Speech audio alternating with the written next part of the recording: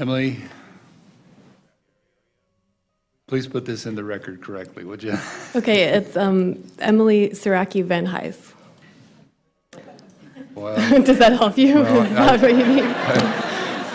I really blew that one. Okay, no, but I'll Sorry print about it out for you. So that's good. You know, with a name like mine, I understand Yes, I understand your plight. Yeah. So my grandmother's maiden name was Vipieski, so when she got the name Saraki, she thought that was really simple. So that's good. Okay. So, Mr. Chair, members of the committee, my name is Emily Saraki-VanHeis.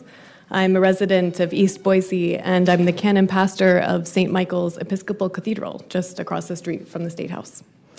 I'm here to urge you to vote yes on House Bill 2 to add the words sexual orientation and gender identity to our existing Human Rights Act. I speak to you as a citizen of this state and as a priest of the Episcopal Church. At my baptism, my parents committed to raising me within the Christian faith. They committed to continue in the teachings of the Bible, to participate in the worship and the fellowship of the church. They acknowledged that when they fell into sin, they could repent and be forgiven. They committed to seek and serve Christ in all persons, to love their neighbors as themselves. They promised to strive for justice and peace and to respect the dignity of every human being. They fulfilled their commitment. And when I was of age, I made these same promises myself. To seek and serve Christ in all persons, to respect the dignity of every human being.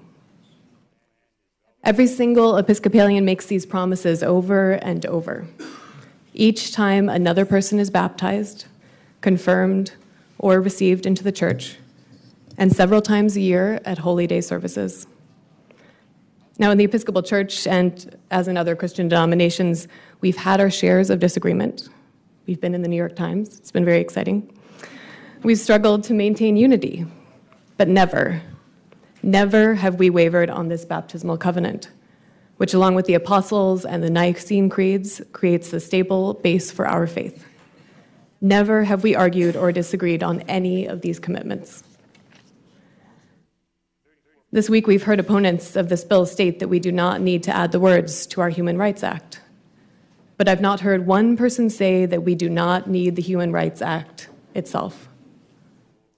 Of course, we know that we can't legislate kindness and love, but we can pass legislation that tells the citizens of our state, on no uncertain terms, that we in Idaho will not stand for treating any of our citizens, or even any of our visitors, with anything less than the dignity and respect Christ showed each and every person that he encountered.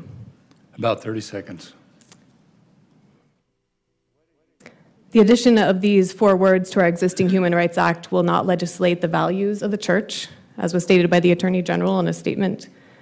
It will not legislate the values any parent teaches their children unless these values are based on violence and isolation which hurt other citizens. The addition of these words to our Human Rights Act will make it safer for our children and all vulnerable people to call on their neighbors and law enforcement for help when they're afraid or abused. It will enable more Idahoans to make an honest living, find housing, and help to free them from the fear, shame, and isolation that lead to destructive behaviors, including suicide. In this legislative session, wrap it up. This last sentence, you have the opportunity to demonstrate that Idahoans recognize and will stand up for the dignity and well-being of every human being. Thank you. I urge you to vote yes on House Bill 2. Are there questions? Thank you very much.